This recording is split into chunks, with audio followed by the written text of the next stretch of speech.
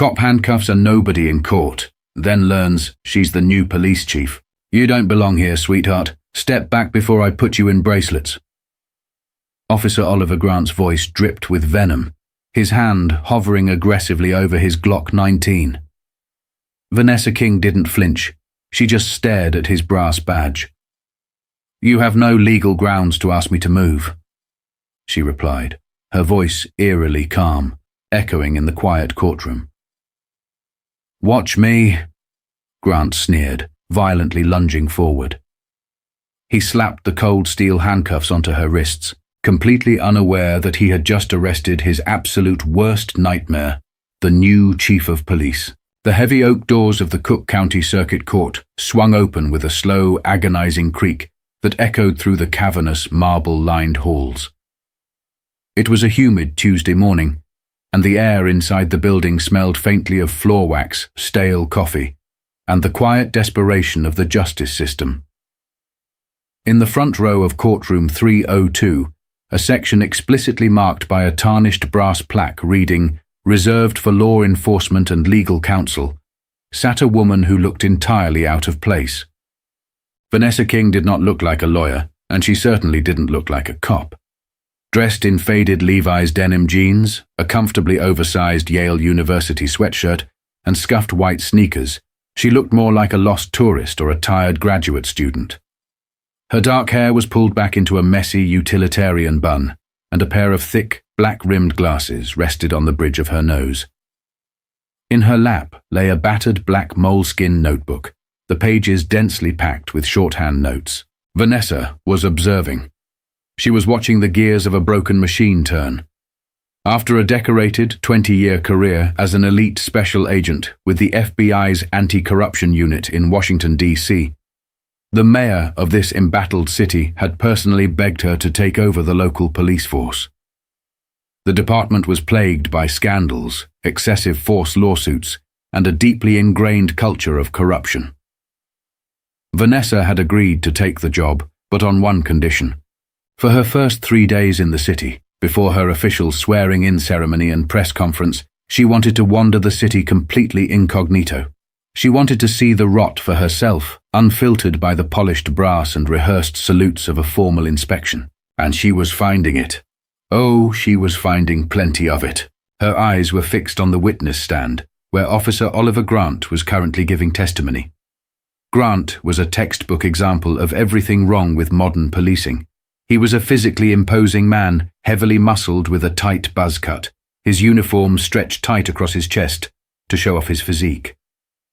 His posture was arrogant, his tone condescending, as he answered the public defender's questions with exaggerated sighs and eye rolls. What caught Vanessa's sharp, trained eye, however, wasn't just his terrible demeanor. It was the heavy, gleaming silver watch on his left wrist. It was a Rolex Daytona, a timepiece that retailed for well over $20,000. On a patrol officer's salary of $65,000 a year, that watch screamed extortion louder than a siren. As Grant concluded his highly questionable testimony that Vanessa immediately recognized as a poorly constructed lie meant to justify an illegal search, he stepped down from the stand. The judge called for a brief recess. The courtroom began to empty, murmurs filling the space as lawyers shuffled their papers. Grant strutted down the central aisle, his heavy leather duty boots echoing sharply against the hardwood floor. As he reached the front row, he stopped abruptly. His eyes narrowed, landing on Vanessa. He looked her up and down, taking in the faded jeans and the oversized Yale sweatshirt. His lip curled into a sneer of pure disgust. To a predator like Grant, Vanessa wasn't a person. She was a target, a nobody, an opportunity to exercise power. "Hey!" Grant barked, his voice cracking like a whip through the thinning crowd. "Can you not read, or are you just stupid?" Vanessa slowly stopped writing. She capped her pen, placing it deliberately on top of her notebook. She looked up, her expression a mask of absolute, unreadable calm. "Excuse me?" she asked, her voice soft but firm, carrying a distinct authority that Grant was too arrogant to recognize. "The sign," Grant said, stepping closer, aggressively invading her personal space. He tapped the tarnished brass plaque with a thick, calloused finger. Reserved for law enforcement and legal counsel. You don't look like a lawyer, and you sure as hell don't look like a cop. So get your skinny ass up and move to the back with the rest of the civilians before I drag you back there myself. Vanessa didn't move a muscle. She simply stared at the shiny silver badge pinned to his chest. Badge number 8442. She committed it to memory. The courtroom is in recess, officer, she replied smoothly, quoting municipal code with effortless precision. During a recess, seating restrictions in the gallery are temporarily suspended unless otherwise ordered by the bailiff. Furthermore, as a taxpayer and a citizen, I have a First Amendment right to observe public trials. I am perfectly fine right where I am. Grant's face turned a dangerous, mottled shade of crimson. In his world, in his precinct, nobody spoke back to him. Certainly not a scruffy woman in a college sweatshirt. The veins in his thick neck bulged against his tight uniform collar. He leaned in so close that Vanessa could smell the peppermint gum he was aggressively chewing, masking the faint scent of stale cigarette smoke. You don't belong here, sweetheart, Grant hissed, his hand dropping to rest intimidatingly on the grip of his Glock 19 sidearm. Step back before I put you in bracelets. The courtroom, which had been buzzing with low conversation, suddenly fell dead silent. The few remaining lawyers, clerks, and civilians turned their heads, their eyes wide, watching the confrontation unfold. They knew Officer Grant's reputation. They knew this was about to end badly for the woman in the Yale sweatshirt. Vanessa King's heart rate didn't even spike. In her time at the FBI, she had stared down cartel hitmen, human traffickers, and corrupt politicians. A bloated, steroid-fueled bully with a badge was nothing but a minor inconvenience. But she needed to see exactly how far he would go. This was the ultimate stress test for her new department. I am giving you a lawful order to vacate this section, Grant growled, taking another step forward, his chest nearly brushing her notebook. An order is only lawful if it is backed by statute, Officer Grant, Vanessa replied coldly, having read his nameplate. You are acting outside the scope of your authority. I strongly suggest you walk away. You have no legal grounds to ask me to move. Watch me, Grant sneered. Without warning, Grant's hand shot out. He grabbed Vanessa's left wrist with brutal force, his thick fingers digging painfully into her skin. He yanked her violently out of the wooden bench, pulling her to her feet with such force that her moleskin notebook clattered to the floor. Vanessa's voice remained unnervingly steady, though her eyes finally flashed with a dangerous, icy fire. You have exactly 3 seconds to remove your hand before you ruin your entire career, officer. Grant laughed, a harsh, barking sound. Ruin my career? Lady, I am the law in this building. With a practiced, aggressive motion, he spun her around, forcing her arms behind her back. He pulled his heavy-duty Smith & Wesson Model 100 handcuffs from his belt. The sound of the ratcheting metal teeth echoed sharply in the silent courtroom as he clamped the steel tight around her wrists. He squeezed the cuffs an extra notch, purposely making them tight enough to bite into the delicate skin of her wrists, cutting off the circulation. It was a classic bully tactic, designed to inflict maximum pain and humiliation without leaving a mark severe enough for a hospital visit. You are under arrest, Grant announced loudly, making sure the remaining spectators could hear him assert his dominance. On what charges? Vanessa asked, staring straight ahead at the mahogany paneling of the judge's bench. Failure to obey a lawful order, disturbing the peace, and resisting arrest. Grant rattled off smoothly, listing the standard contempt of cop charges used by corrupt officers nationwide to punish anyone who bruised their fragile egos. Grant shoved her forward, forcing her to stumble slightly to catch her balance. Let's go, criminal. Time to see how tough you are in a holding cell.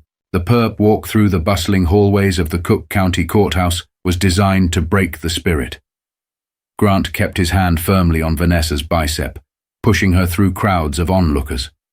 Defense attorneys stopped and stared. Defendants in cheap suits whispered to each other. Vanessa kept her head held high, her face a mask of absolute stoicism. She felt the cold steel of the handcuffs digging into her skin. The sharp pinch, a constant reminder of the absolute failure of leadership in this police department. They exited the courthouse into the blazing afternoon sun. Grant shoved her roughly toward his patrol vehicle, a heavily armored Ford Police Interceptor utility. He opened the rear door and placed his hand on top of her head, not to protect her, but to forcefully push her down into the hard plastic seats of the cramped back seat. "Enjoy the ride, sweetheart," Grant mocked, slamming the heavy door shut. Inside the cage, the air was stifling, smelling strongly of stale sweat, vomit, and cheap industrial disinfectant. Vanessa sat in the claustrophobic darkness, the hard plastic digging into her cuffed wrists. As Grant climbed into the driver's seat and started the engine, the radio crackling to life, Vanessa finally allowed a small, incredibly dangerous smile to touch her lips. Officer Oliver Grant thought he had just asserted his dominance over a nobody. He thought he was taking out the trash. He had no idea that he had just strapped a lit stick of dynamite to his own career, and the fuse was burning shorter by the second. The drive to the 12th precinct was a masterclass in unprofessionalism. Officer Grant drove with reckless abandon, taking corners too fast and accelerating harshly at stoplights, purposely throwing Vanessa around in the back seat.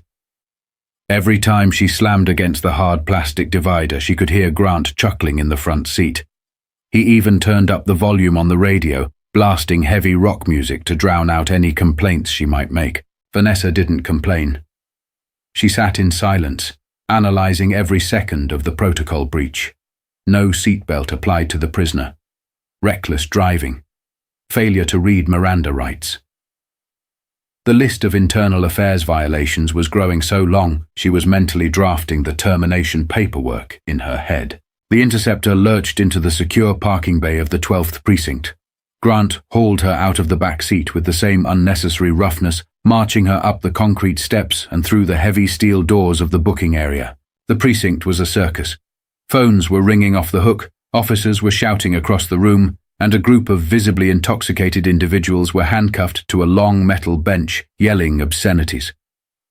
The walls were painted an institutional, depressing shade of pale green, peeling at the corners, and the floor was slick with years of accumulated grime. Grant paraded her over to the booking desk, where a portly, balding man with a sergeant's insignia was slowly typing on a greasy keyboard. "What do we have here, Ollie?" Sergeant Miller asked, looking up from his screen with a bored expression, chewing on a matchstick.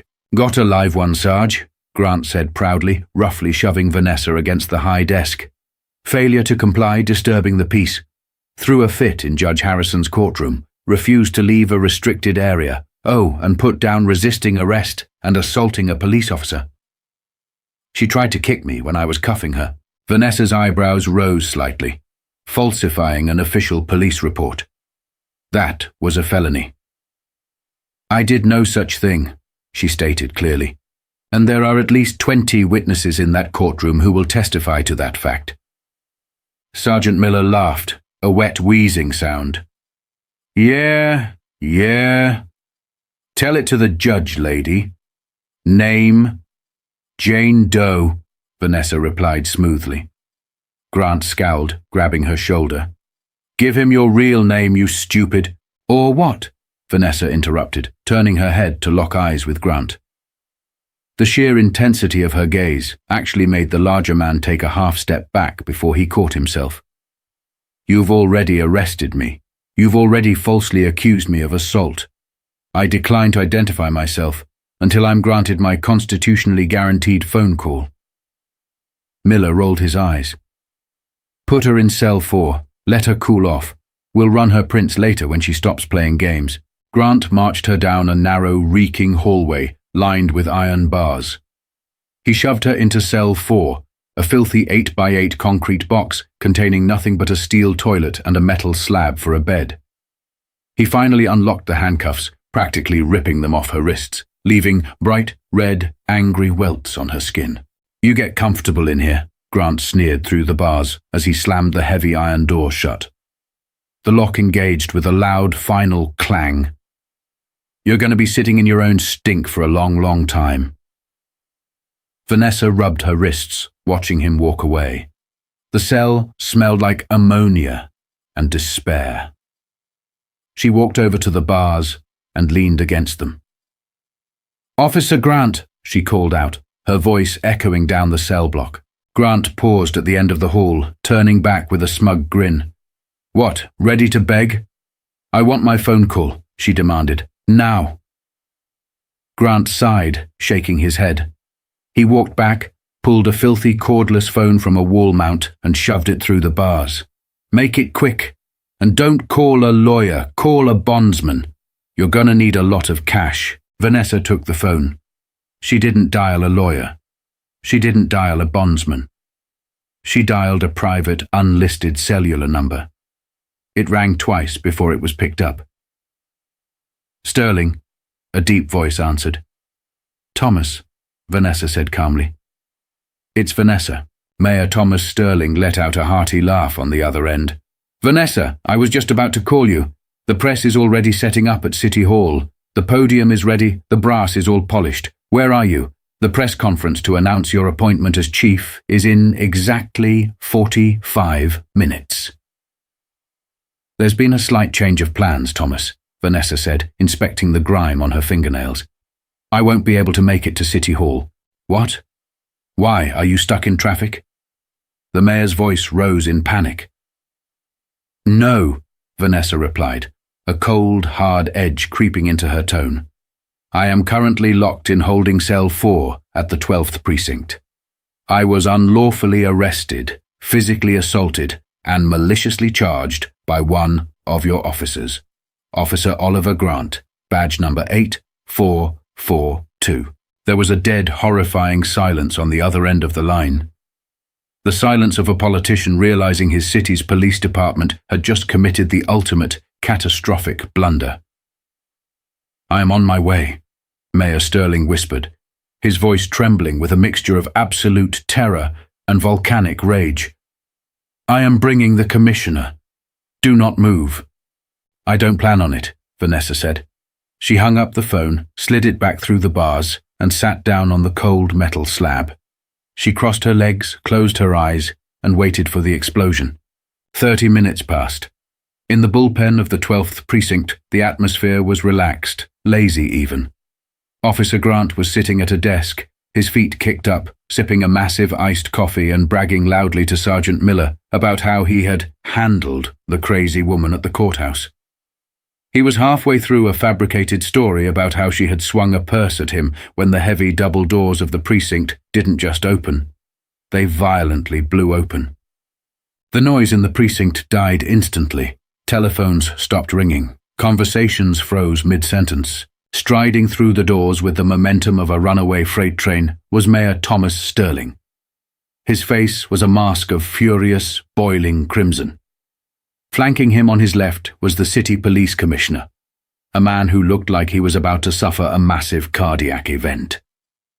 Flanking him on his right was the outgoing acting chief of police, sweating profusely through his dress uniform. And trailing behind them, like a swarm of hungry locusts, were a dozen reporters with heavy cameras, boom microphones and flashing lights. They had been waiting at City Hall, and the mayor had simply told them, "If you want the real story of this city's future, follow me." Officer Grant's feet hit the floor with a thud. He stood up, hurriedly brushing donut crumbs off his uniform, his mind racing. Why was the mayor here? Why the press? Was this a surprise commendation? Had someone caught his courtroom heroics on camera? He quickly plastered on a confident, winning smile and stepped forward, puffing out his chest. "Mr. Mayor," Grant announced loudly, trying to sound authoritative and respectful. "Welcome to the 12th precinct. If you're looking for the captain, he's—" "Shut your mouth," Mayor Sterling snarled, not even breaking his stride. He walked right past Grant, as if the massive officer were nothing more than a piece of unwanted furniture. Grant froze, his smile shattering. He turned, watching in utter confusion, as the mayor, the commissioner, the acting chief, and the entire press pool marched directly past the booking desk and headed straight for the holding cell block. Mr. Mayor, sir," Sergeant Miller stuttered, scrambling out from behind the desk, his face pale. "You can't go back there. It's an unsecured area. We have violent offenders back there. The commissioner spun around, pointing a trembling finger at Miller. Stand down, Sergeant, or I will take your badge right here, right now. Miller swallowed hard and glued himself to the wall. Grant, a cold sweat suddenly breaking out on the back of his neck, followed the entourage at a distance. His heart began to pound against his ribs like a jackhammer. He watched as the mayor stopped dead in front of cell 4. The camera crews jostled for position, their bright white LED lights illuminating the dark, filthy cell block. Through the iron bars, sitting calmly on the metal slab, illuminated by the harsh glare of the camera lights, was the woman in the Yale sweatshirt. Mayor Sterling gripped the iron bars, his knuckles turning white. He looked at the red welts visible on her wrists. He closed his eyes for a brief, agonizing second, taking a deep breath to steady himself. "Do you have the keys, Commissioner?" the mayor asked, his voice deathly quiet. The commissioner scrambled forward, his hands shaking so badly he could barely get the master key into the lock. Clang, click. The heavy iron door swung outward. Vanessa King stood up. She smoothed out the wrinkles in her faded sweatshirt. She didn't look like a victim. She looked like an apex predator stepping out of a cage she had allowed them to put her in. She walked out of the cell, the camera shutters firing off like machine guns, blinding white flashes capturing every second of the historic moment. Grant pushed his way through the reporters, his face a portrait of utter, devastating confusion. "Mr. Mayor," Grant stammered, his voice cracking. "Sir, with all due respect, you can't let her out. She's a violent vagrant. She assaulted me in the courthouse. She resisted arrest." Vanessa stopped. She turned her head slowly, fixing her cold, piercing eyes on Officer Grant. The silence in the hallway was so absolute you could hear the buzzing of the fluorescent lights. Mayor Sterling turned to Grant. The look of disgust on the politician's face was absolute. "Officer Grant," the mayor said, his voice carrying clearly to every microphone in the hallway. "Allow me to introduce you to the woman you just illegally arrested, physically assaulted and threw into a concrete box." The mayor gestured toward Vanessa. "This is Vanessa King, former special agent in charge of the FBI's anti-corruption task force." The mayor paused, letting the words hang in the heavy air. "And, as of 9 o'clock this morning, your new chief of police." If a human being could physically shatter, Officer Oliver Grant would have disintegrated into dust right there on the grime-covered floor of the 12th precinct. All the blood drained from his face, leaving him a sickening shade of grey. His knees visibly buckled, forcing him to grab the iron bars of the adjacent cell just to stay standing. His mouth opened and closed like a fish suffocating on dry land, but no sound came out. The cameras continued to flash, immortalizing the exact second a corrupt cop's career evaporated into thin air. "Okay, Chief," Grant finally managed to squeak out, his voice high and thin, completely stripped of its former bravado. I didn't know. I thought you weren't in uniform. You didn't identify yourself." "Is that your defense, Officer Grant?" Chief Vanessa King asked. Her voice was no longer soft. It was the sharp, commanding crack of a military general. "That your blatant abuse of power, your use of excessive force, and your complete disregard for civil rights are acceptable as long as the victim isn't wearing brass stars on their collar." She took a slow, deliberate step toward him. Grant shrank back, pressing himself against the bars. He was a foot taller and 100 pounds heavier than her, but in that moment, she was an absolute giant, and he was an insect. "You didn't ask for my identification," Vanessa stated clearly, speaking for the record, ensuring every microphone caught her words. "You demanded I move from a public space where I had a legal right to be. When I informed you of the law, you resorted to violence. You placed handcuffs on me with malicious intent to cause pain. And then you brought me here and instructed your sergeant to falsify a police report with fictitious felony charges." No, Chief, that's a misunderstanding," Grant pleaded, his hands raised in surrender, sweat pouring down his face, ruining his immaculate buzz cut.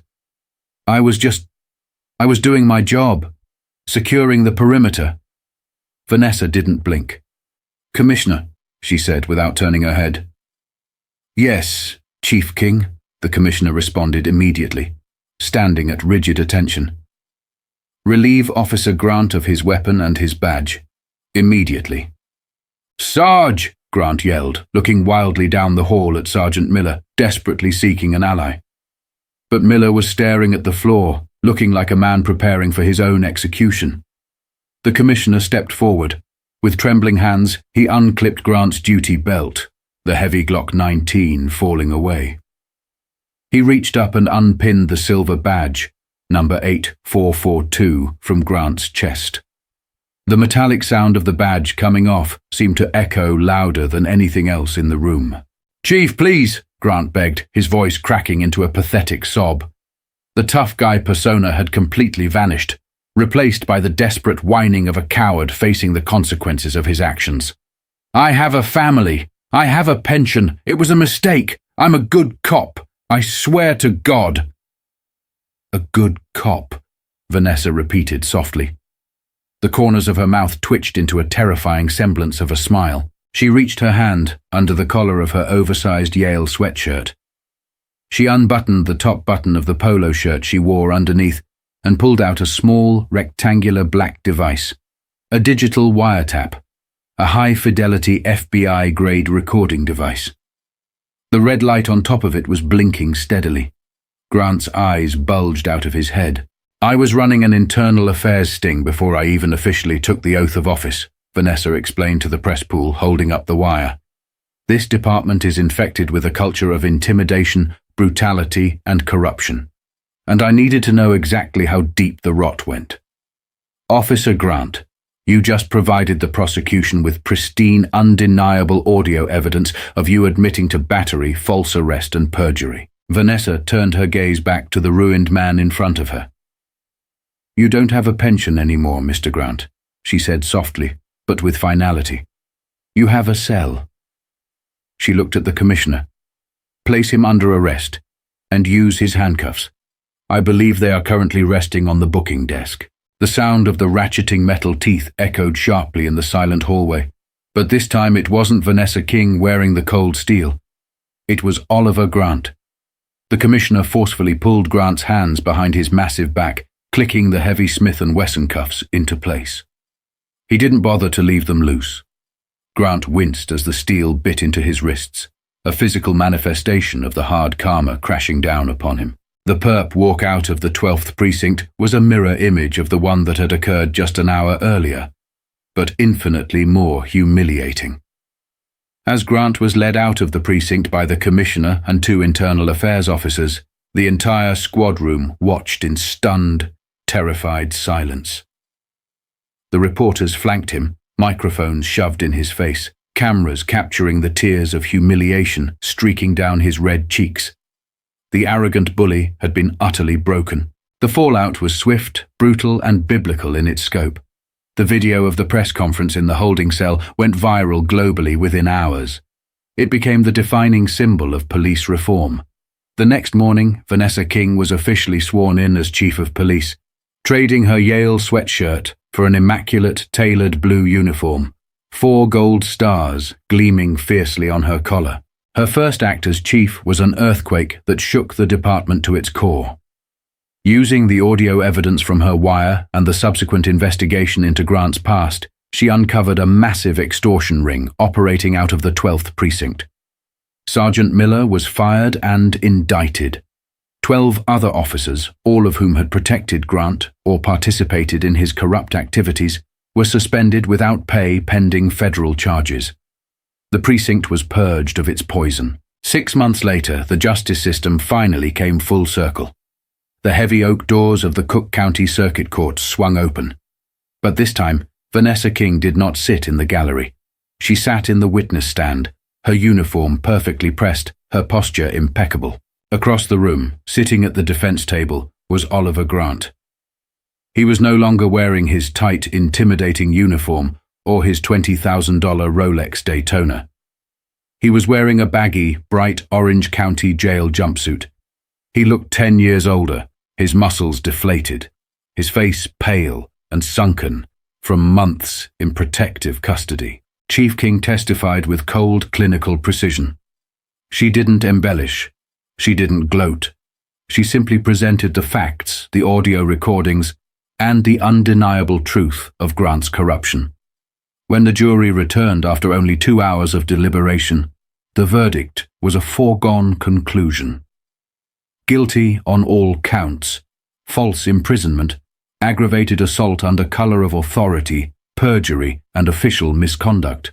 The judge, the very same Judge Harrison, whose courtroom Grant had desecrated 6 months prior, looked down at the disgraced officer with profound disgust. "Oliver Grant," the judge's voice boomed through the courtroom, "you were given a badge and a gun to protect the vulnerable. Instead, you used them as tools to terrorize the innocent and enrich yourself. You are a disgrace to the uniform and a danger to society. It is the sentence of this court that you serve no less than 8 years in the state penitentiary, without the possibility of early parole." The gavel struck the block with the finality of a coffin slamming shut. Bang! Grant collapsed into his chair, burying his face in his manacled hands, sobbing uncontrollably as the bailiffs moved in to drag him away. Chief Vanessa King stood up, adjusted her cover, and walked out of the courtroom. She stepped out into the blazing afternoon sun, breathing in the fresh air. The machine of justice was no longer broken. It had been repaired piece by piece, starting with the removal of one corrupt gear. She had taken out the trash. And as she walked toward her waiting cruiser, she knew the streets of her city were finally, truly safe. What goes around always comes back around, especially when you abuse the power meant to protect others. Officer Oliver Grant thought his badge and his gun made him an invincible god among men, but he learned the hard way that true, unyielding justice doesn't wear a blindfold when it comes to deep-rooted corruption. If you loved this dramatic, satisfying tale of hard karma and ultimate justice, make sure to smash that like button. It really helps the channel grow and tells the algorithm you want more. Don't forget to subscribe and hit the notification bell so you never miss out on our thrilling story times. Share this video with a friend who loves a mind-blowing plot twist and seeing a bully get exactly what they deserve. What would you have done if you were in Chief Vanessa's shoes? Let me know in the comments below. Thanks for watching, and we'll see you in the next video for more shocking, true-to-life dramas.